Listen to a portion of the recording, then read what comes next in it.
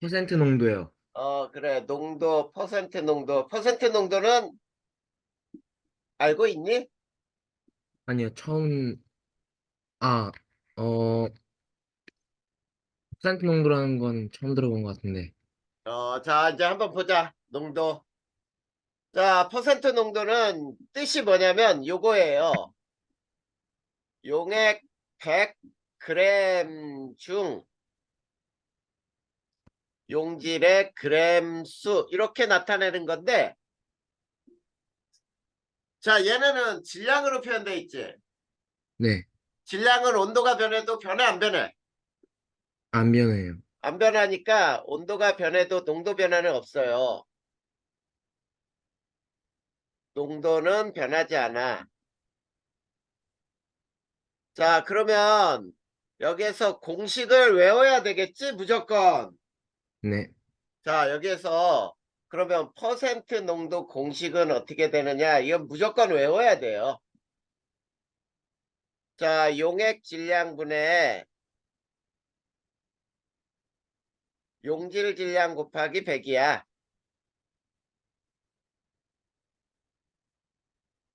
자, 근데 용액 질량을 어떻게 구하는지 알고 있니?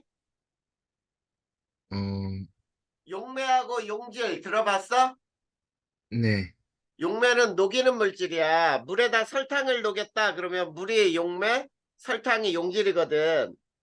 네, 그래서 용매 질량에다가 용질 질량을 더한 거예요. 자, 이렇게 나타낼 수도 있어. 곱하기 100 같은 식이야. 자, 그러면 이 식으로부터 자, 아주 중요한 용질 구하는 공식을 만들어낼 수 있나? 자, 어, 용질 질량은 어떻게 구하는지 알겠니? 네, 자, 어떻게 하면 될까? 첫 번째 그, 식에 의해서 용액 용액 질량 곱하기 퍼센트 농도 곱하기 100분의 1이요. 그래 100분의 퍼센트. 자, 요 공식은 무조건 알고 있어야 돼. 네, 무조건이야 무조건. 자, 이게 퍼센트 농도예요. 그런데 자, 얘는 농도가 같아도 같은 질량의 용액 속에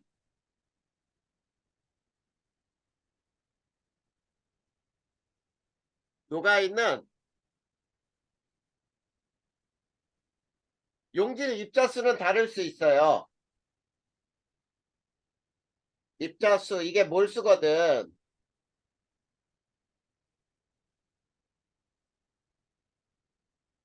자, 그 밑에 얘 두 개가 나와 있지.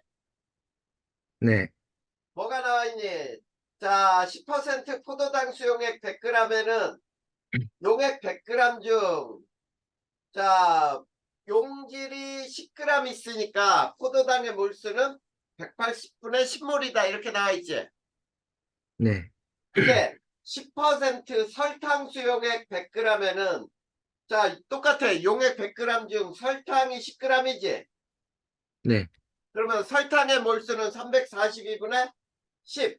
몰수가 서로 다르지.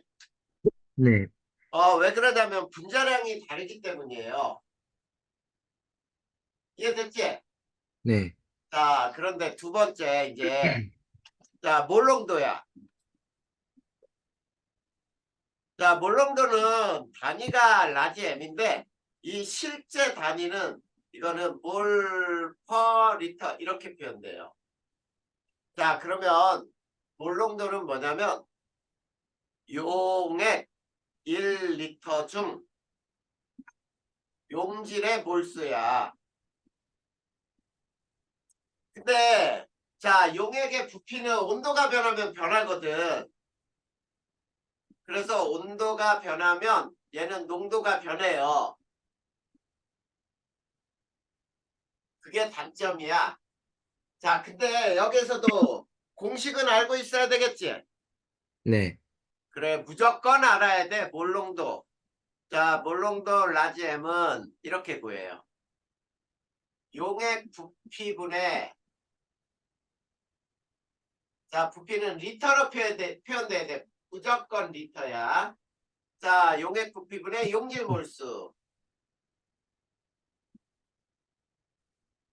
자, 그랬을 때, 자, 여기에서 요 몰수를 N이라고 하고, 요걸 부피를 라지 V라고 하거든.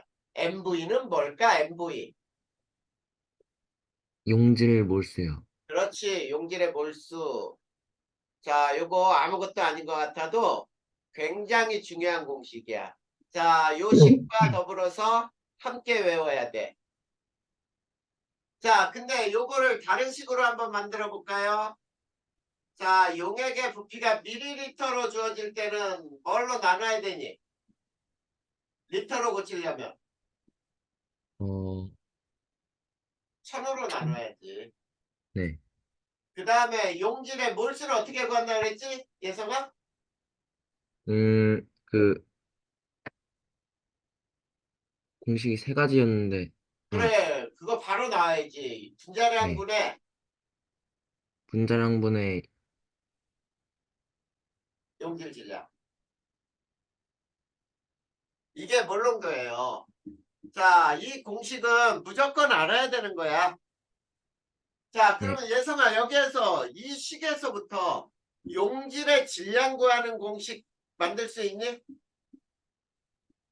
어, 자, 이것도 굉장히 중요한 공식이야. 용질 질량을 어떻게 구할까? 몰롱도로부터 용질 질량 구하라. 그러면은 어려운 거 아니야. MV가 뭐라 그랬어? MV가. 용질의 몰수요. 이게 몰수니까 몰수를 알면 거기다 뭘 곱하면 돼? 화학식량 곱하면 되잖아. 이것 또는 분자량이잖아. 아, 아, 자, 왜 그래? 왜? 몰수는 분자량분의 뭐야?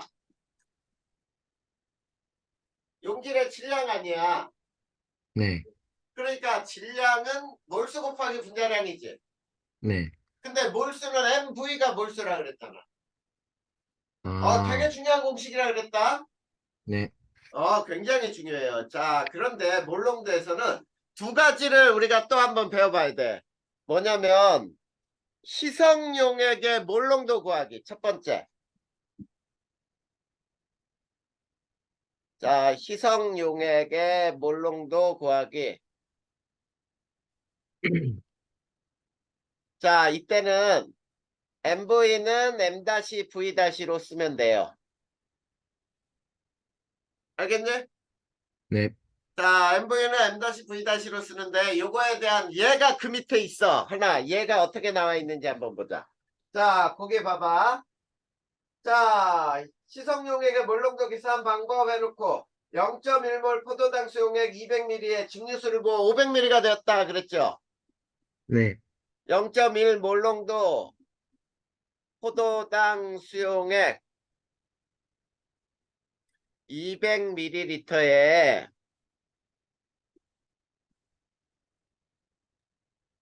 200ml에 증류수를 부어 500ml가 되었다. 자, 이때 몰롱도는 얼마냐? 이런 문제가 있잖아. 네. 요 식은 희석하는 거야. 자, 부피가 200에서 500으로 2.5배 늘잖아? 네. 그러면 몰롱도는 2.5분의 1로 감소한다. 이렇게 생각하면 돼요. 부피가 10배 늘면 몰롱도는 10분의 1로 감소하는 거야. 자, 이 식에 넣어봐.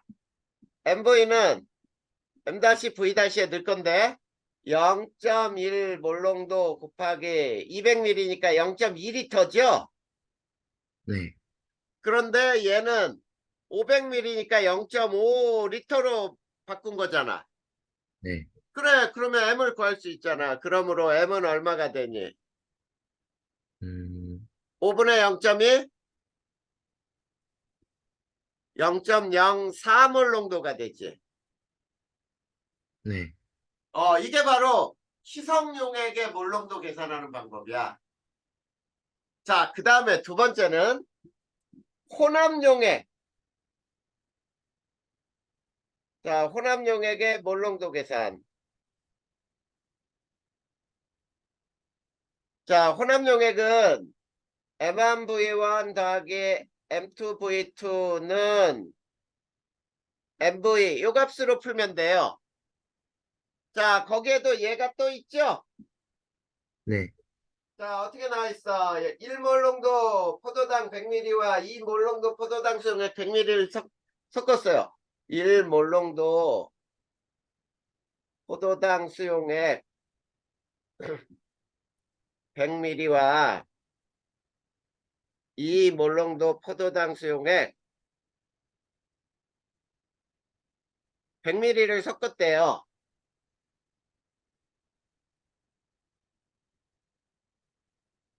이럴 때 몰롱도는 얼마가 되느냐? 이 문제 있지? 네, 요거는 요 식에 그대로 넣을 거야.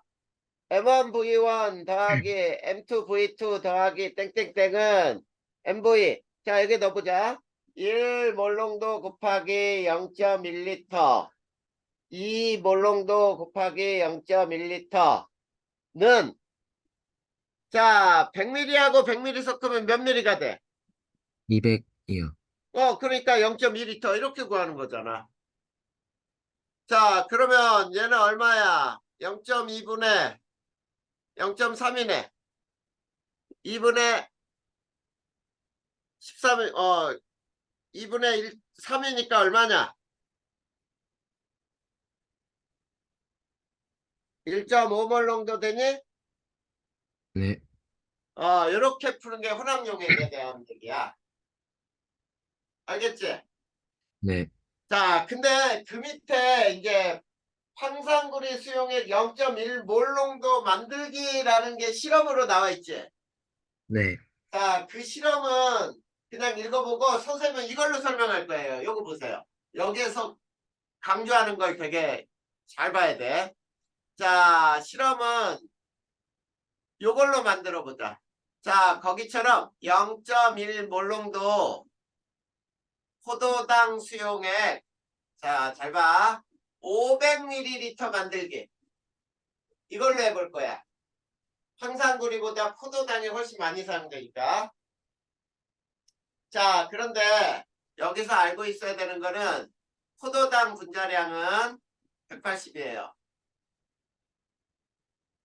180.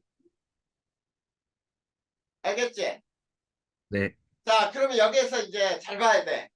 0.1 몰롱도 수용액, 0.1 몰롱도 포도당 수용액 500ml 속에 수용액 500ml 속에 용질 질량 구할 수 있어야 되지.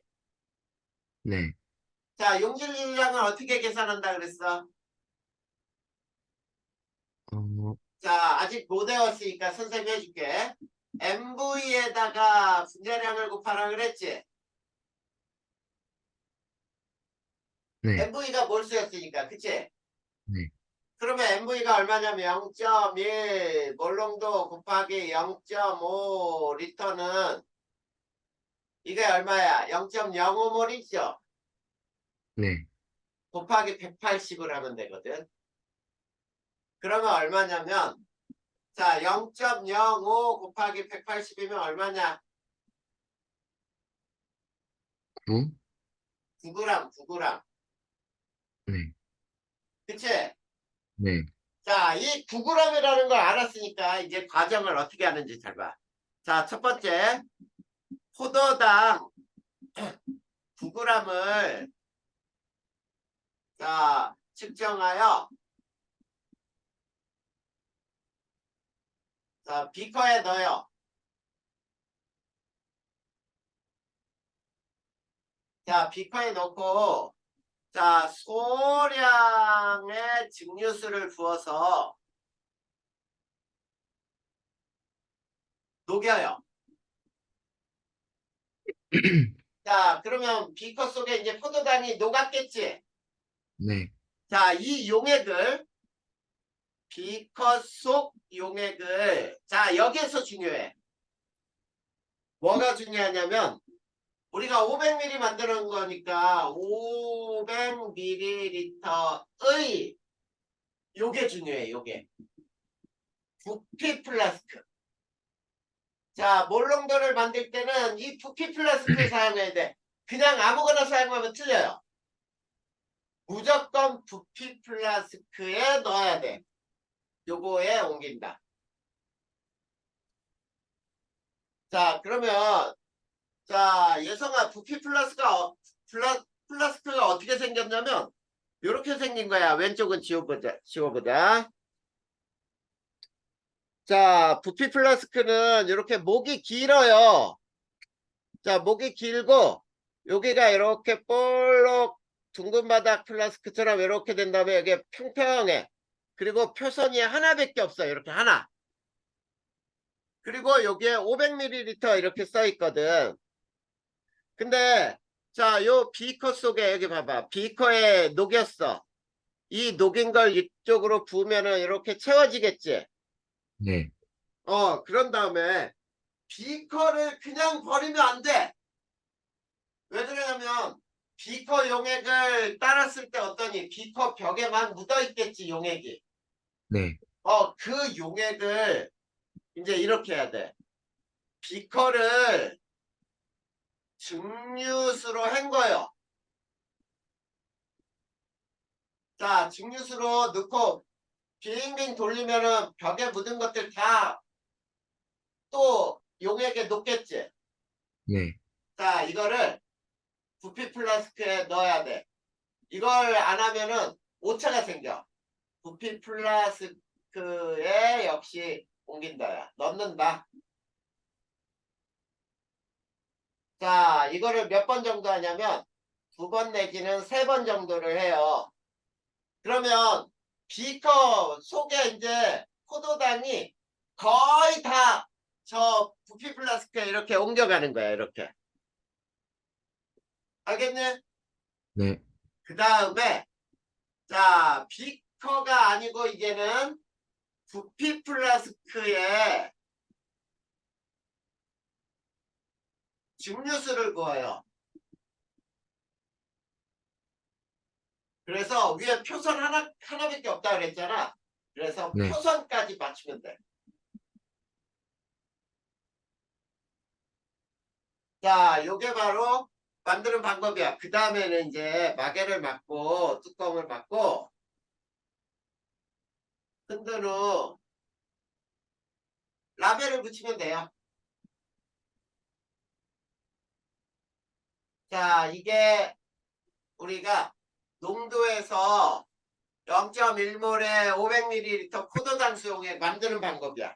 자, 요 만드는 방법 알고 있어야 돼. 여기서 특히 부피 플라스크를 사용한다는 거. 알겠죠? 네.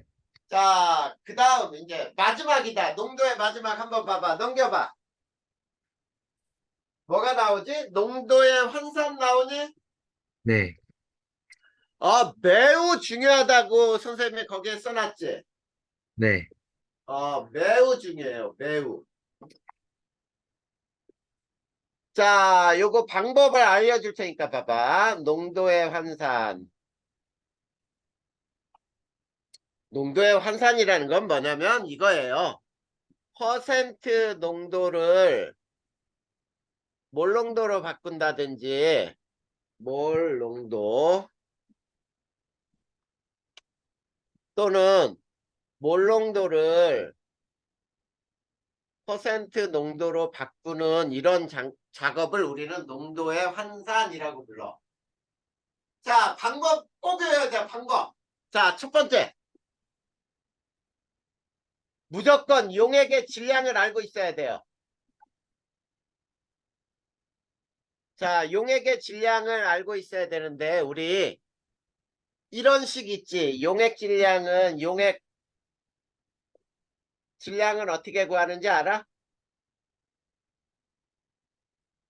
용액 부피에다가 뭘 곱하면 될까? 용액의 밀도를 곱하면 돼요. 아, 그치? 예성아, 근데 있지. 이 식은 요거만 알고 있으면 안 되고 무조건 여기에 2가지씩 무조건 더 알고 있어야 돼. 용액 부피는 어떻게 구해? 용액 밀도분의 용액 질량? 그렇지. 용액 밀도분의 용액 질량. 그 다음에 용액 밀도는 어떻게 구해? 용액 부피분의 용액 질량이요. 용액 부피분의 용액 질량. 이 두 개의 식까지 동시에 알고 있어야 돼. 자, 이 식은, 자, 농도를 변환하는데 이 세 개 식은 무조건 머릿속에서 왔다 갔다 해야 돼. 자, 그 다음에 두 번째는 용질의 질량을 계산해야 돼요. 근데 예성아, 아까 선생님이 용질 질량 구하는 방법이 퍼센트 농도로부터도 구할 수 있죠. 네. 자, 농도로부터 용질 질량을 어떻게 계산한다 그랬지? 음, 자, 이렇게 구하는 거야. 용액 질량 곱하기 이것도 머릿속에 무조건 나와야 돼. 100분의 퍼센트. 자, 선생님처럼 머릿속에서 바로바로 나와야 돼. 자, 그 다음에 또 몰농도로부터도 구할 수 있다 그랬지? 맞니? 네. 그래, 용질 질량을 어떻게 계산해? MV 곱하기 확식이야. 자, 이 두 개. 자, 지금 농도 변환하는 방법은 지금 선생님이 하라는 대로만 하면 굉장히 쉽게 계산돼. 자, 그 다음에 세 번째는 우리 아까 공식 다 외우라 그랬지? 네. 그 다음에 공식에 대입하면 돼요. 그러면 끝나. 이해됐니? 네. 자, 이거는 실제로 예성이가 문제를 풀어봐야 아, 이렇게 푸는 거구나 라는 거를 느낄 수가 있어. 자, 그래서 농도까지가 끝났어요. 자, 여기까지 이해 안 되는 거 있니? 아니요. 없어요? 네. 자, 그러면 예성아, 우리가 맨 앞에 부분 건너뛰고 갔잖아. 쉬운 부분이라고. 그치? 네. 그 부분 할 거야. 그 부분 다시 넘겨봐봐. 몇 페이지냐면 4페이지.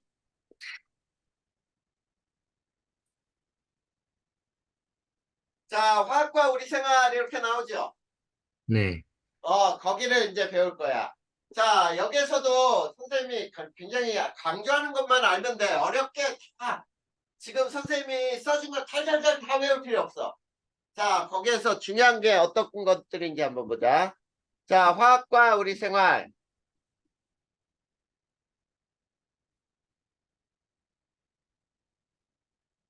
자, 첫 번째, 식량 문제와 해결이에요. 식량 문제와 해결. 자, 첫 번째, 문제가 왜 생겼는지 알겠니? 식량 문제가 왜 생겼을까? 음, 어렵게 생각하지 마. 쉽게 생각해. 자, 먹는 게 왜 부족해졌어? 인구가 늘어나서? 그래, 맞아. 사람이 급격하게 늘어나요. 자, 인구 증가로, 자, 사용량이 급증하는 거지. 그 다음에, 그 당시에 썼던 건 천연비료라고 하죠. 네. 그래서 생산성에 한계가 있었어. 자, 이것이 바로 식량 문제가 생기는 원인이야. 알겠지? 네. 자, 그러면 이거를 해결을 한 게 누구냐? 화학이에요. 해결. 자, 제일 먼저 뭐가 밝혀지냐면 비료의 3요소가 밝혀져요. 3요소가 밝혀진다. 자, 비료의 3요소는 질소, 인, 칼륨 이 세 가지 원소예요. 자, 그러면 예성아 이런 거야. 비료의 3요소라는 건 뭐냐면 식물이나 농작물들이 자라는 데 있어서 땅에서 부족해지기 쉬운 원소거든. 그게 다른 원소들은 충분해. 근데 저 질소, 인, 칼륨은 부족해지기 쉬워. 저게 없으면 성장을 못해. 식물이든. 알겠니? 네. 자, 그래서 비료의 3요소 중에 특히 질소는 단백질을 만들고 몸통이 크고 이런 데 필요하거든. 그래서 저 질소가 반드시 필요해.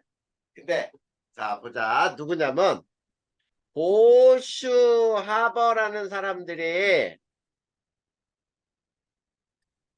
자, 이 공기 중 질소를 이용하여 질소를 수소와 반응시켜요. 그래서 암모니아를 생성을 해. 암모니아를 합성을 해냈어. 자, 고온, 고압 조건에서 온도도 높고 압력이 굉장히 높은 조건에서 공기 중에 질소를 수소와 반응시켜서 암모니아를 합성해. 근데 이 암모니아가 자, 비료공업의 원료예요.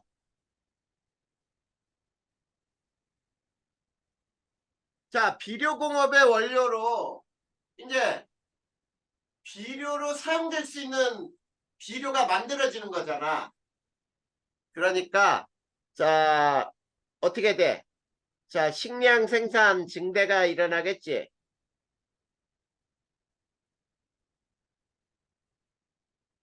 자, 그래서 실제로 이 사람들은 노벨 화학상을 받았어요. 자, 어떤 방정식이냐면 N2가 H2하고 반응해서 NH3를 만든 거지. 자, 이게 가장 중요한 거야. 식량 문제 해결에서는. 됐니? 네. 자, 그 다음 중요한 건 뭐냐 또. 비닐이 발명이 돼요. 자, 비닐이 발명되면 뭐가 만들어지지? 비닐하우스가 만들어지지? 네. 그러면 어때? 계절에 관계없이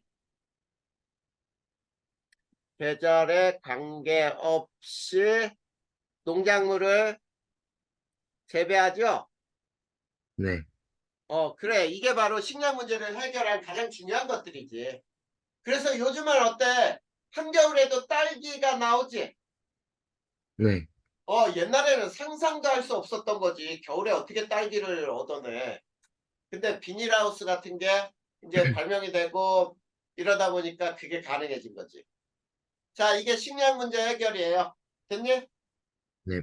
자, 먹는 게 해결됐어. 그러면 이제, 자, 입는 거. 의료 문제 해결이 또 있겠죠. 네. 자, 그러면 첫 번째, 문제는 왜 생겼겠어?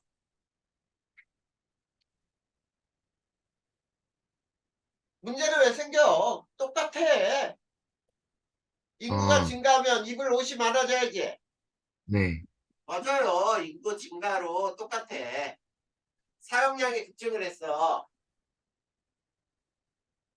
자, 근데 그 당시에 우리는 천연섬유라고 부르거든. 자, 천연섬유는 비단이라든지 또는 마라든지 이런 것들. 자, 천연섬유는 대량 생산이 힘들었어요.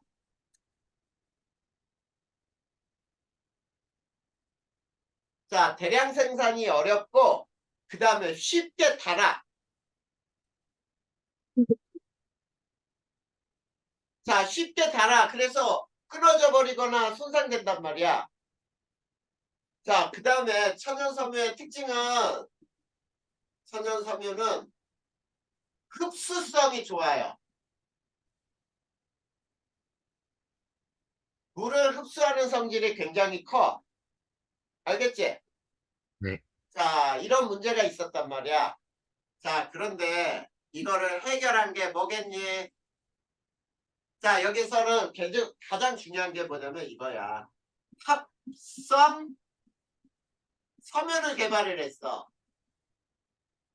자, 그게 뭔지 알아?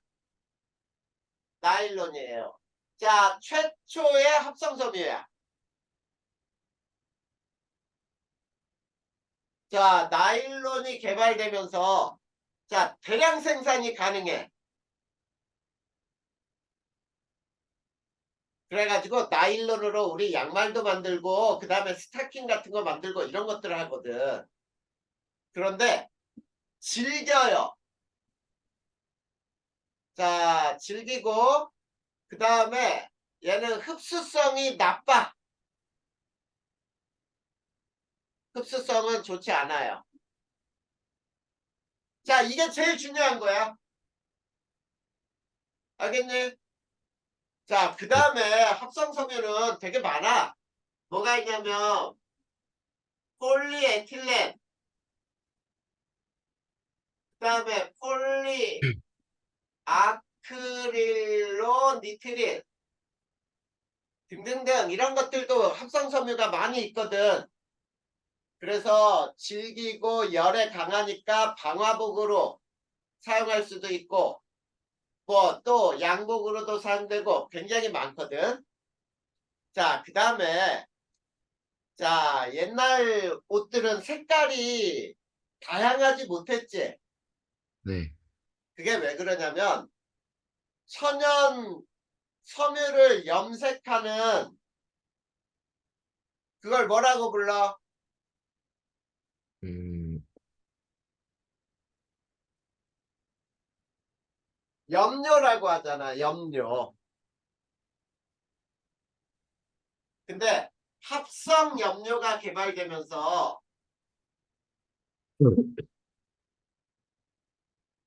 다양한 색의 옷감을 얻을 수 있지. 다양한 색의 옷감. 이런 것들이 의료 문제를 해결한 화학이야. 자, 그러니까 여기서 최초로 일어난 게 중요하단 말이야. 자, 의료 문제를 해결하기 위해서 최초에 나일론이 합성됐다. 알겠지? 네. 자, 식량 문제는 최초에 이제 암모니아가 합성되면서 그러면서 어떻게 돼? 식량 생산이 증대가 됐다. 이렇게 생각하면 되고. 자, 그 다음에 자, 먹는 것과 입는 게 해결이 됐어. 그 다음에 뭐가 해결돼야 돼? 의식 주잖아, 주. 집이잖아, 네. 집. 그치? 그래서 이렇게 되는 거야. 주거 문제와 또 어떤 해결 방법이 있었는지 한번 보면, 자, 첫 번째. 주거 문제도 왜 생겼느냐? 왜 생겼느냐? 마찬가지예요. 자, 인구가 증가했죠. 증가로 사용량이 급증이 되는 거야. 주거 사용량. 그 다음에 그 당시에 건축 재료가 흙이라든지 벽돌이라든지 또는 지푸라기라든지 등등등. 자, 이걸로는 대형 건축물이 불가능하죠. 네. 왜냐면 무너져요. 자, 불가능해. 자, 이게 문제였어. 자, 인구는 늘어나고 좁은 구역에서 살아야 되는데 집을 고층으로 지금처럼 고층으로 지으면 아파트처럼 그러면은 살 수 있었지만 그 당시에는 이 건축 재료가 아주 흙이나 벽돌이나 지푸라기 이런 걸 가지고 담을 쌓고 벽을 쌓고 하니까 크게 쌓으면 무너진단 말이야. 천정을 못 지어요. 자, 그런데 이거를 화학이 해결을 했어. 어떻게 해결했느냐? 이거죠. 철의 재련이 일어나요.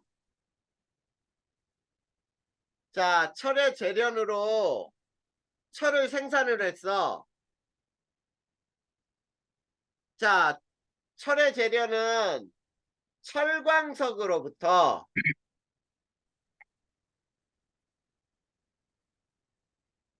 철을 얻는 거죠. 자, 그러고 또 뭐가 개발이 되냐면 석회석을 가열하여 석회석을 가열하여 생석회를 만든 후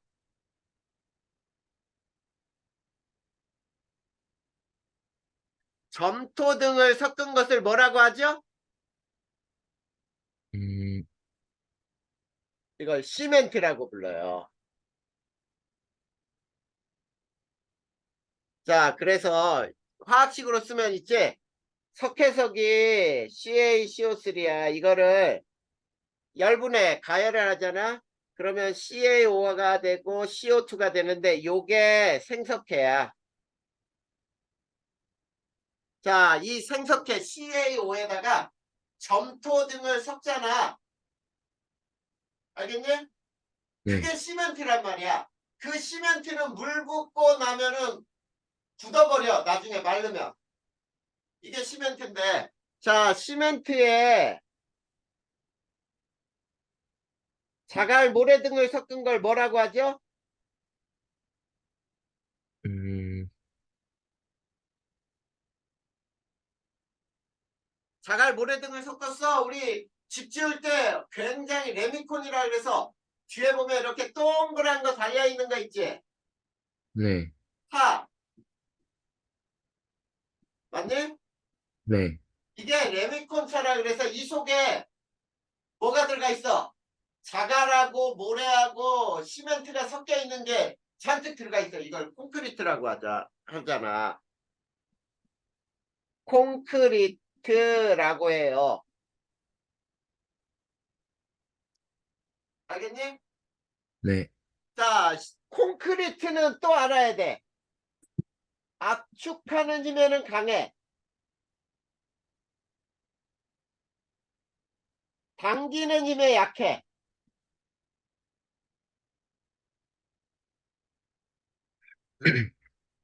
자, 요게 바로 콘크리트에 대한 설명이야. 자, 그 다음에 저 콘크리트에 철근을 섞은 걸 뭐라고 하니?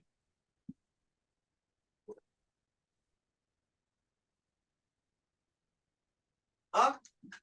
아파트 같은 거 지을 때 하는 거잖아. 철근을 섞어요.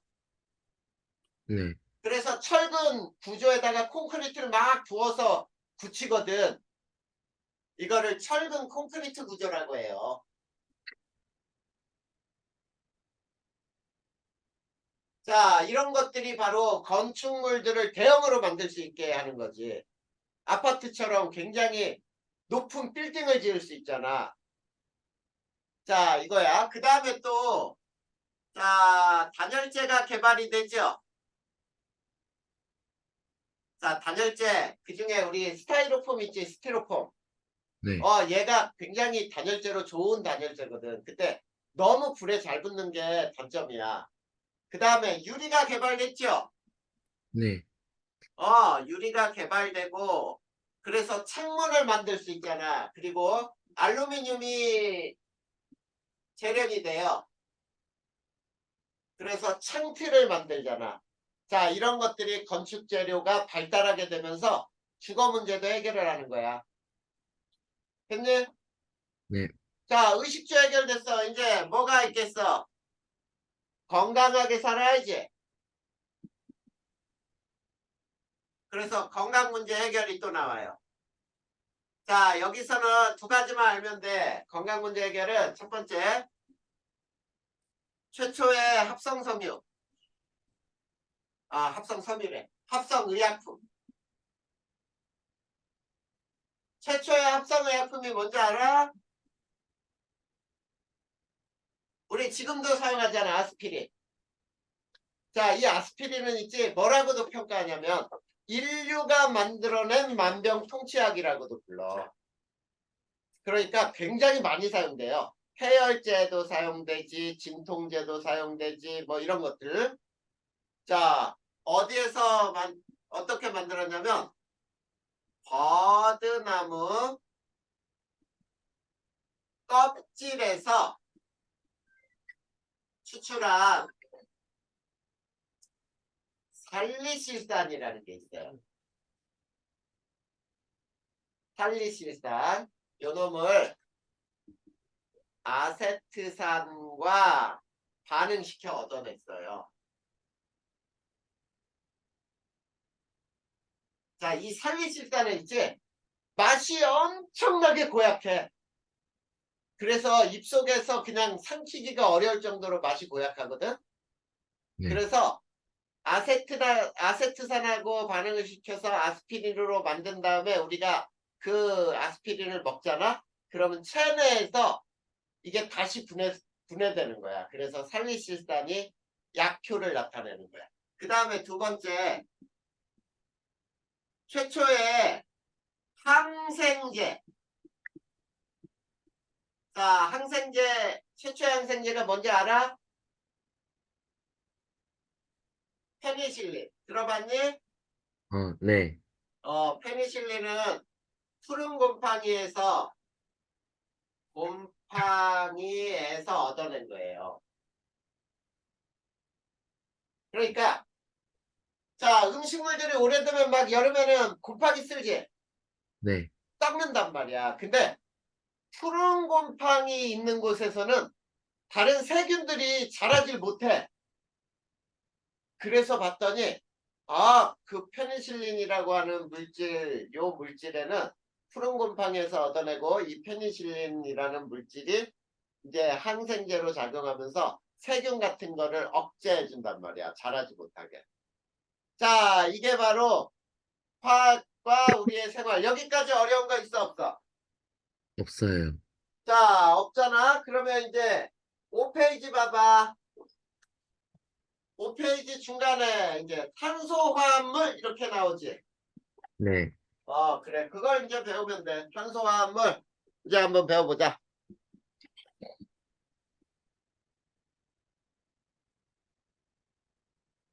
자, 탄소화합물. 첫 번째.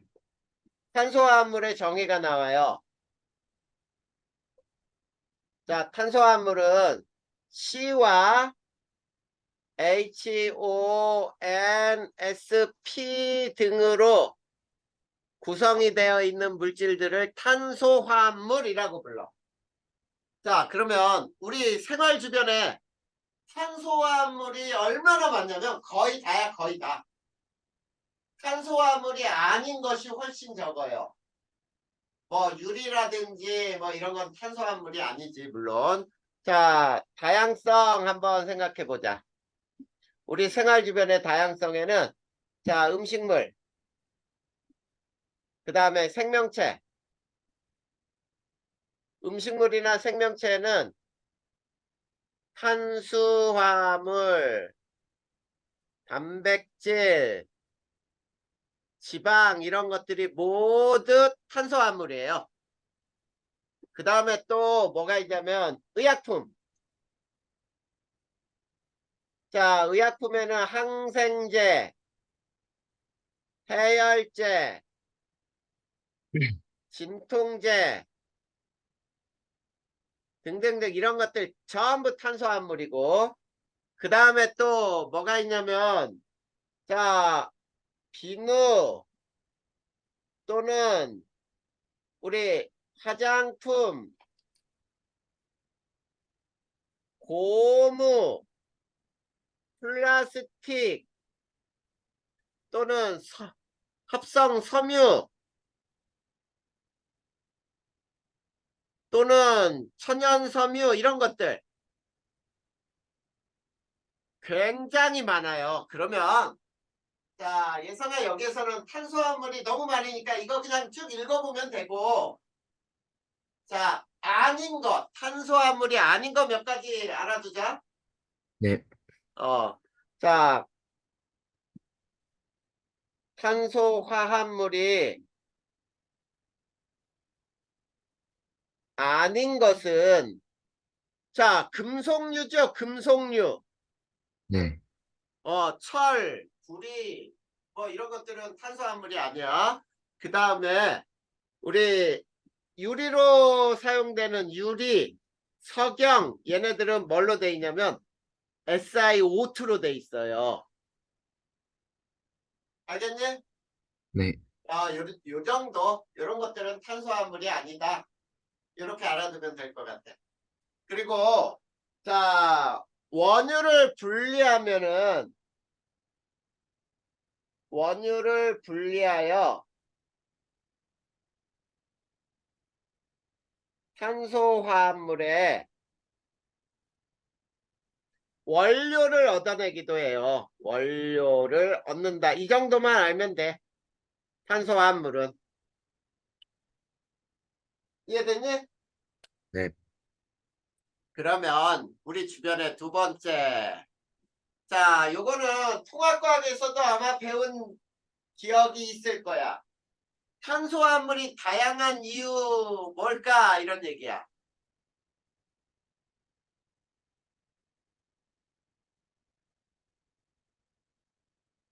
자, 우리 주변에 이처럼 탄수화물이 굉장히 다양하게 존재하는 이유가 뭘까? 통합과학에서도 나온 내용이에요. 어떤 거냐면 C는 몇 족 원소지? 어, 14족 원소라고 불러요. 자, 예성아, 14족 원소는 원자과 전자가 몇 개야?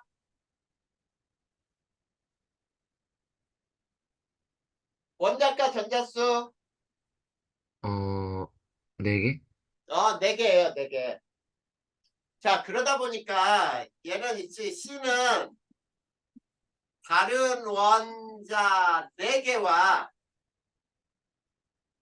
결합할 수 있어요. 이거를 단일 결합이라고 하는데, 단일 결합 4개 형성이 가능해요. 그 다음에 또 C는 다른 원자와 이중결합, 삼중결합이 가능해요. 자, 그 다음에 또 있지. C는 다른 C와 쉽게 결합이 일어나요. 쉽게 결합할 수가 있어. 자, 그러기 때문에 어떠냐면 있지. 사슬형, 가지 달린 사슬형, 그 다음에 고리형의 화합물이 가능하다. 이거야. 그래서 거기에 구조가 쭉 그려져 있지. 사슬형은 어때? C가 이렇게 계속 연결되어 있는 게 사슬형이야. 이렇게. 그 다음에 이게 사슬형이고요. 가지 달린 사슬형은 뭐냐면 이렇게 C가 연결되어 있는 거에서 있지. 중간에 이렇게 탄소가 이렇게 연결이 또 돼 있어. 이런 형태를 가지 달린 사슬형. 그 다음에 자 C하고 C가 이렇게 결합하면 이중결합. C하고 C가 이렇게 결합해 있으면 삼중결합. 그 다음에 고리형도 나와 있죠. 이렇게. 네, 이런 것을 고리형이라고 불러. 자, 그래서 탄소 하나는 다른 원자와 4개 결합을 형성한다. 이게 탄소화물이 다양한 이유야, 이유. 우리 생활 주변에. 됐냐? 네, 그래. 여기까지 어려운 거 없어. 그치? 네, 자, 그러면 이제 탄소화물의 종류만 배우면은 일단은 모두 끝나요. 자, 이거 지워도 되겠지? 네. 자, 그러면 두 번째 탄소화물의 종류를 배워보자. 자, 여기서 외워야 할 것들이 몇 개 나와요. 자, 탄수화물의 종류는 첫 번째가 탄화수소. 탄화수소. 요 뜻을 알고 있어야 돼. 탄화수소. 자, 탄화수소라고 하는 거는 C와 H로만 구성된 물질이에요. 자, 요거를 우리는 탄화수소라고 불러. 그러면 탄화수소의 대표적인 예가 C가 N개면은 H는 2N 플러스 2. C가 N개면은 H는 2N. C가 N개면은 H는 2N 마이너스 2짜리가 가능하거든. 근데 특히 요런 것들이 제일 많이 나오는 거야. 자, CH4는 메테인. C2H 6개 에테인. C3H8 프로페인. 자, 프로페인이 뭐냐면 프로판가스라고 부르지. 프로판가스. 네, 그 다음에 우리 부탄가스라는 거 들어봤어? 네, 이게 뷰테인, 이게 부탄가스예요. 자, 이런 식으로 C와 H로만 돼 있는 게 탄화수소야. 자, 그런데 탄화수소의 가장 큰 특징은 자, 연소 시 많은 열을 발생을 해요. 자, 연소할 때 많은 열을 발생하니까 우리 이거 연료로 많이 사용되지? 네, 맞아요. 연료로 사용돼요. 자, 그리고 이거 태우면 뭐가 나올까? 연소 시 뭐가 발생할까?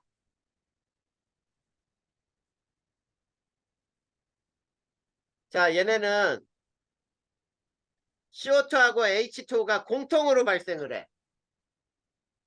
자, 이건 이렇게 되는 거야. 뭔지 몰라도 태웠다. CO2가 나왔다. 이 속에 뭐가 있어야 돼? 탄소요. 그렇지. 뭔지 몰라도 역시 또 태웠어. 그랬더니 H2가 나왔어. 요 속에는 수소요. 수소가 있어야 되잖아. 그러면 이 두 가지를 알고 있으면 이거지. 뭔지 몰라도 태웠다. 그랬더니 CO2하고 H2가 나왔다. 그럼 이 속에는 무조건 C하고 H가 있어야지.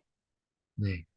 그래. C하고 H가 있는 물질을 태우면은 당연히 이산화탄소와 물이 나오겠죠. 이해됐니? 네. 자, C가 N개고 H가 M개짜리를 태우는 공식은 이렇게 돼요. 자, 이렇게 되고 요거는 N 플러스 4분의 M개 이렇게 표현되는 게 일반적인 식이야. 자, 저게 탄화수소를 연소시킬 때 반응식이에요. 그 반응식 나와 있니? 네. 그래 나와 있으니까 그거 보고 이제 이거를 알아야 돼. 탄화수소 중에 자 CH4의 특성을 한번 배워볼 거예요. CH4의 특성. 자 메테인이에요. 메테인. 자 메테인은 C하고 H가 이렇게 결합해 있어. 구조가. C 하나 H 네 개가 결합돼 있어요. 자 그리고 얘네는 천연가스의 주성분이에요.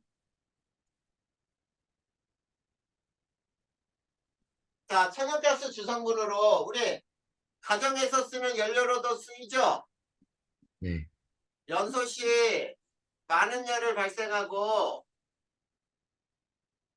그리고 뭐하고 뭐가 공통으로 발생한다고요? 물하고 이산화탄소요. 물하고 이산화탄소가 발생을 하죠. 연소했을 때. 그 다음에 무생무치고요. 무생무치고 밀도가 공기보다 가벼워요. 공기보다 밀도가 작은 기체야. 자, 물에 녹기 어려워요. 물에 안 녹아. 물에 녹지 않아. 자, 메테인의 연소 반응을 써보면은 이런 반응이 나와요. 자, 이런 반응을 쓸 수가 있어. 그 다음에 이 메테인은 있지. 가정용 도시가스로 사용되는 거 있지. 네. 그걸 뭐라고 불러? LNG라고 부르죠. 네. 자, LNG는 뭐라고 부르니? 가정용 액화천연가스죠. 네. 액화천연가스. 그 다음에 버스 연료로 쓰인다고 할 땐 CNG라고 불러. 압축천연가스.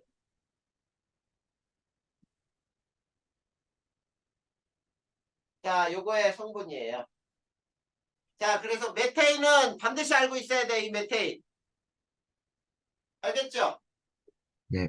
자, 메테인 끝났어. 그 다음 넘겨봐. 뭐가 나오니? 알코올이요. 두 번째 알코올이 나와요. 알코올. 자, 알코올은 탄화수소에서 탄화수소에서 H 대신 OH가 결합한 것이 알코올이에요. 그래서 이런 거야. CH4가 아니고 CH3OH. 이걸 메탄올. 그 다음에 C2H5OH. 이걸 에탄올이라고 불러. 자, 메탄올, 에탄올. 자, 특유의 냄새가 있어요. 술 냄새가 나. 휘발성이 커요. 잘 날아가. 자, 연소되기 쉬워요. 불에 잘 붙는다는 얘기야. 그래서 얘네들 연료로도 사용되잖아. 알콜 램프로 쓰지. 네. 그게 바로 연료로 쓰인다는 얘기예요. 자, 얘네들도 봐봐. 연소시 많은 열을 발생하고 뭐가 공통으로 발생? 이산화탄소와 물이요. 그렇지. 그리고 CO2와 H2O가 발생을 하겠죠. 맞니? 네. 자, 그랬을 때 여기서도 이거 하나 알아둬야지. 에탄올 C2H5OH 요거의 특성을 한번 선생님이 쭉 써보면은 자, 첫 번째 에탄올은 있지? 곡물. 자, 이거를 포도당이라고 하면 돼. 곡물을 발효시켜 만들어요. 그래서 우리가 자, 포도당을 포도주로 만들지. 포도 가지고. 네. 그 포도주에 알코올이 들어있는 거거든. 자, 어떻게 만드냐면 이게 포도당이야. 요 놈이 에탄올이 되고 이산화탄소가 발생하면서 술이 되는 거예요, 술. 자, 그 다음에 얘네는 자, 물에 아주 잘 녹아.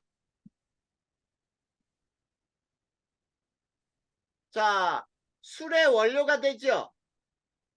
네.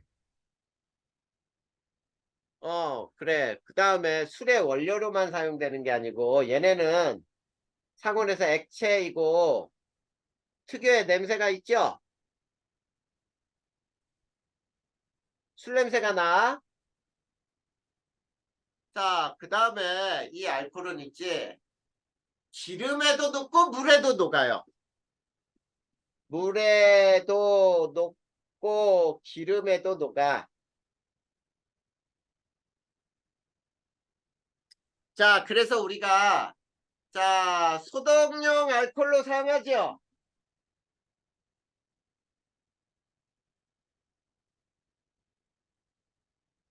맞니? 네. 네. 그리고 에탄올은 이렇게 생겼어요. 자, 이렇게 구조가 C에 H가 3개, 그 다음 C에는 H 2개, OH가 붙어 있는 게 이게 에탄올의 특징이야. 자, 거기 에탄올 나와 있니? 네. 그리고 자, 요 정도 알아두면 돼. 에탄올은 이게 알코올에 대한 성질 정리한 거예요. 자, 그 다음 세 번째가 카복실산. 자, 카복실산은 탄화수소에서 H 대신 COOH가 결합한 게 탄화수소에서의 카복실산이라 불러요. 자, 얘는 이거야. CH3 여기에 COOH가 붙은 거야. 이게 아세트산이라고 부르는 거죠.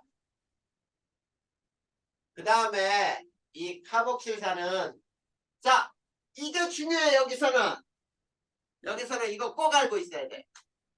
물의 녹아 H 플러스 이온을 생성하므로 산성을 띈다. 산성을 띈다. 요게 되게 중요해. 자, 그러면 이제 여기서는 요거의 성질을 보는 거예요. CH3, COOH, 아세트산의 성질, 특성. 자, 거기 나와 있죠. 첫 번째 아세트산은 이렇게 구조가 이렇게 돼 있다.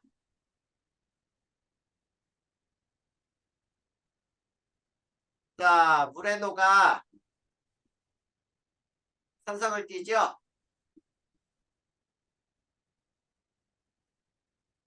자, 얘는 C하고 H가 들어있으니까 얘를 만약에 태우면 뭐가 발생하겠니? 음, C하고 H 있으니까 CO2하고 H2가 공통으로 나와야지. 네. 자, 그 다음에 얘는 액체 상태예요. 그래서 또 어는 점이 17도씨예요. 그래서 빙초산이라고도 불러.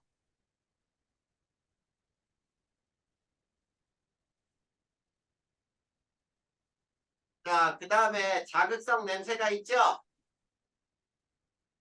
자, 그 다음에 있지. 아세트산은 자, 3에서 5% 수용액을 뭐라고 부르지? 이걸 식초라고 불러요. 그 다음, 자, 음료 원료로 쓰이기도 하고, 음료 제조 원료. 자, 우리 사과 식초 파는 거 있지? 네. 그 음료 제조야. 그 사과 식초 그 먹는 거예요. 그 다음에 의약품의 원료 등등으로. 아까 우리가 뭐를 얘기했었냐면, 최초의 아스피린 합성 의약품을 만들 때 살리실산에 아세트산을 반응시켜 얻는다 그랬으니까 아세트산이 원료로 사용되는 거겠지. 됐습니까? 네. 자, 이제 자, 2개 남았어요, 예성아. 그 뒤에 네 번째 뭐가 나오니? 포말데, 폼알데하이드 나오죠? 네. 자, 폼알데하이드는 HCHO 이렇게 돼 있거든. 자, 첫 번째 요거예요. 자, 여기에 O 이렇게 돼 있는 게, 자, 얘는 물에 잘 녹아. 자, 물에 잘 녹고 얘는 여러 물질을 녹이는 접착제 원료로 사용돼요. 그래서 세집 증후군의 원인 물질이기도 해요. 자, 세집 증후군이 뭔지 아니? 아니요. 그게 뭐냐면 아파트를 새롭게 짓잖아. 네. 그러면 아파트 내부에 벽지 새롭게 다 새 걸로 붙여야지. 네. 근데 옛날에는 밀가루를 풀로 만들어서 사용을 했거든? 네. 그거는 천연 물질이기 때문에 해로운 물질이 안 나와. 네. 근데 저 포말데하이드로 접착제 원료로 쓰인다 그랬으니까 벽지 도배할 때 쓰는 물질로 사용된단 말이야. 근데 그게 마를 때 있지. 네. 이제 여러 가지 물질들이 막 나오겠지. 네. 그 기체들을 마시면은 좀 안 좋아. 음, 그게 세집증후군이에요. 막 아토피성 피부염 같은 게 막 심해지고 막 이럴 수 있거든. 네. 이게 폼알데하이드 때문이야. 자, 그 다음에 다섯 번째. 아세톤 들어봤니? 네. 아세톤은 자, 요렇게 구성이 되어 있는 게 아세톤이에요. 자, 그리고 물에 얘도 잘 녹아. 자, 물에 잘 녹는 액체예요. 포말데하이드도 얘도 액체고 얘도 액체야. 자, 그리고 자, 휘발성이 되게 커요. 잘 날아가. 자, 아세톤 손에 닿으면은 시원하거든? 그게 뭐냐면 잘 날아가기 때문에 그런 거야. 그 다음에 얘는 여러 유기 용매로 사용돼요. 자, 여러 물질을 녹이는데, 자, 매니큐어 지울 때, 그치? 네. 자, 매니큐어를 지울 때 사용하기도 하죠. 맞니? 네. 이런 것들이 유기용매로 사용된다라는 뜻이에요. 자, 요거까지 해서, 자, 내용은 정리가 다 끝났어요. 여기까지 예성아 질문할 거 있어, 혹시? 아니요. 자, 그러면, 자, 1단원에서 가장 중요한 게, 이거는 외우면 되잖아. 앞에 부분은 지금 선생님이 설명한 대로. 근데 네. 1단원에서 선생님이 반드시 외워라 라고 했던 것들 기억나? 네, 지난번에 공식처럼 써준 것들. 네, 그거하고 오늘 배운 농도 변환하는 방법 매우 중요하다 그랬지? 네, 그거 다 기억하고 있어야 돼. 네, 그러면 한번 선생님이 칠판 하나에 정리 한번 해볼까? 네, 정리 한번 해보자. 자, 이제 쭉 한번 해보자. 자, 일몰의 질량이라는 것은 어떻게 표현하라 그랬어? 음, 화학식량에 그램을 붙인 것? 그렇지. 자, 일몰의 질량은 선생님이 일몰의 질량, 분자량, 원자량의 분자량, 원자량, 화학식량이죠, 결국. 그램을 붙인 것. 자, 그리고 원자량, 분자량은 어떻게 구하라? 원자량, 분자량은 뭐야?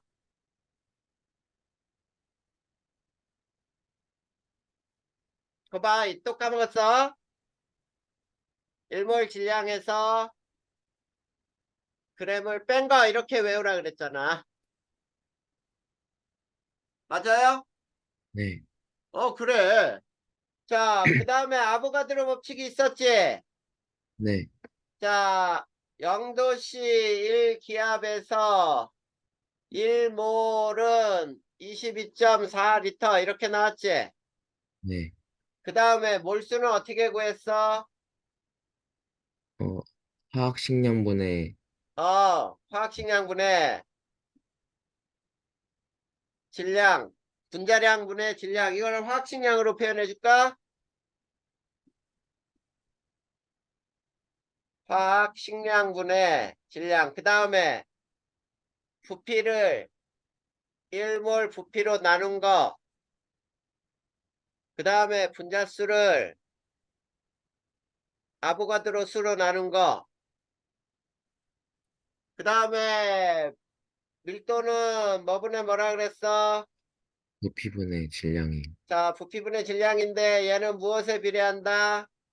몰수분의 1이요. 몰수분의 1에 비례한다. 자, 그 다음에 같은 온도 압력에서 자, 이런 말이 있죠. 1g의 부피, 같은 질량의 부피,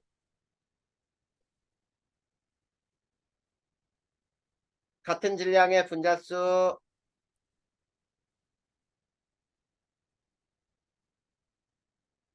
단위 질량당 부피, 이건 다 같은 말이라 그랬지. 네, 단위 질량당 부피. 이걸로 알 수 있는 게 뭐라 그랬니?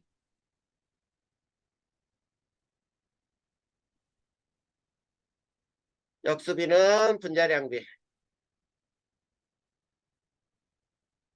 되게 중요하다 그랬어요. 그 다음에 또 봐봐. 같은 부피의 질량 또는 단위 부피의 당 질량 같은 분자수의 질량 같은 몰수의 질량 이거 다 같은 말이야. B는 분자량 비와 같다.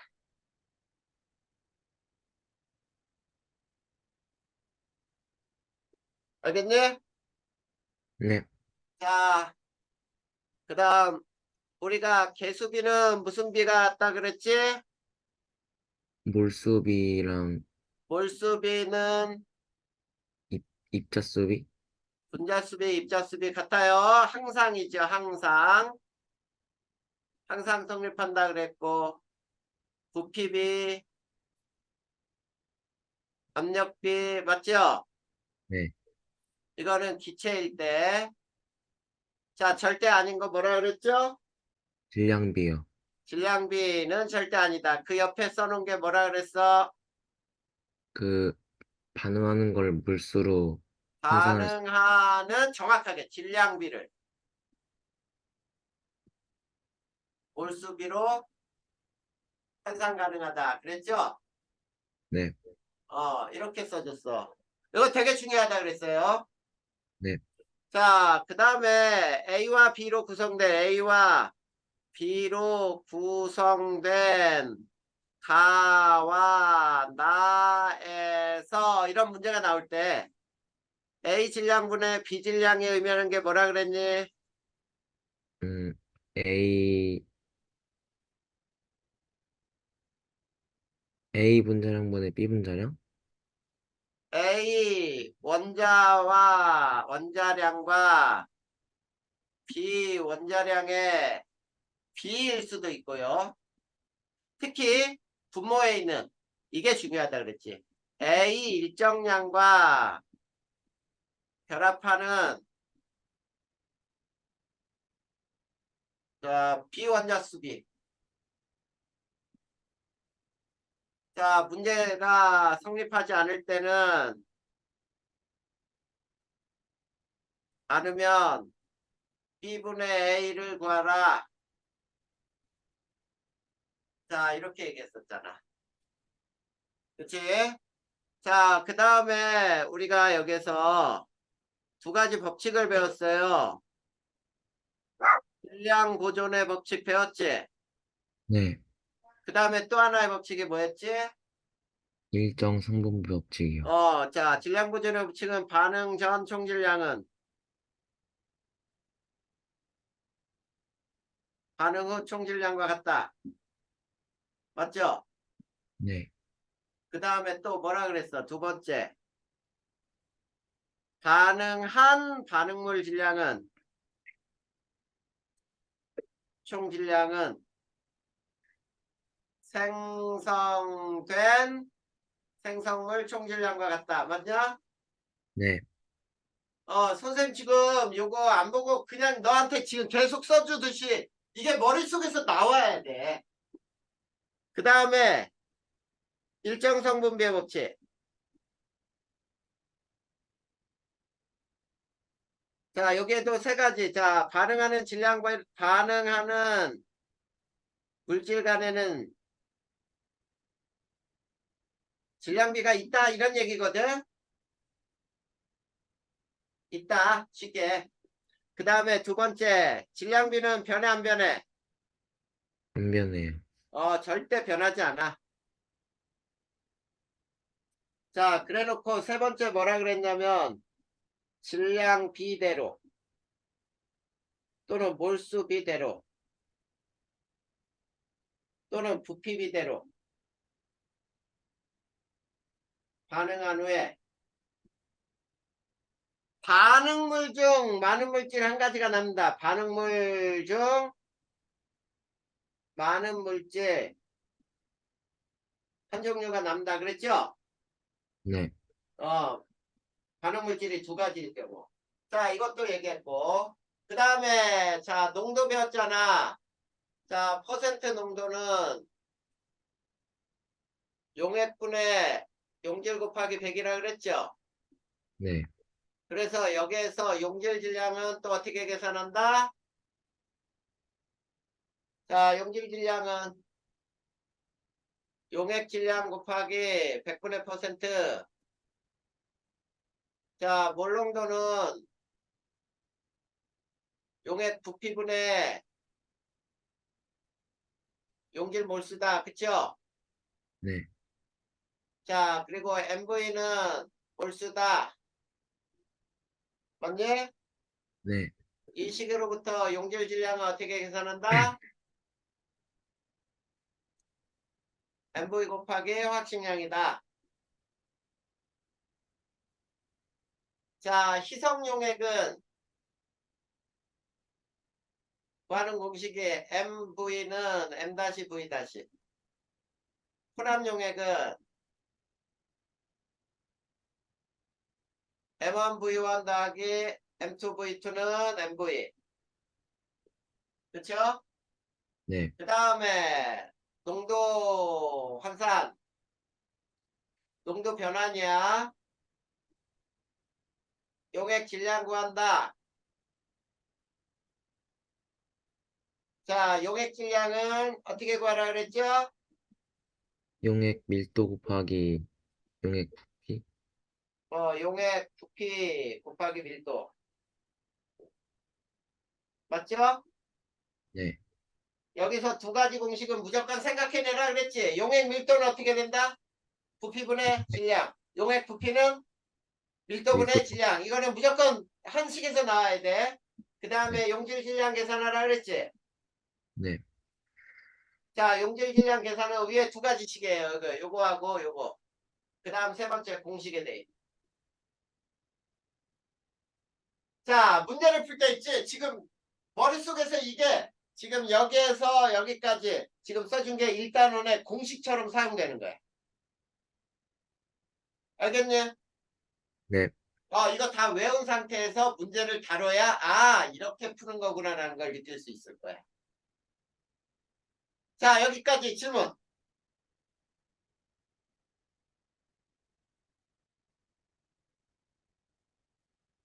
자, 예성아 질문할 거 없으면 지금부터는 선생님이 나머지 시간 전부 어떻게 할 거냐면 외우고 네. 여기 배운 데까지 공식도 또 외워보고 그 다음에 이제 문제풀이로 들어갈 거야. 지금부터 중간고사 시험 준비로 문제풀이만 할 거예요.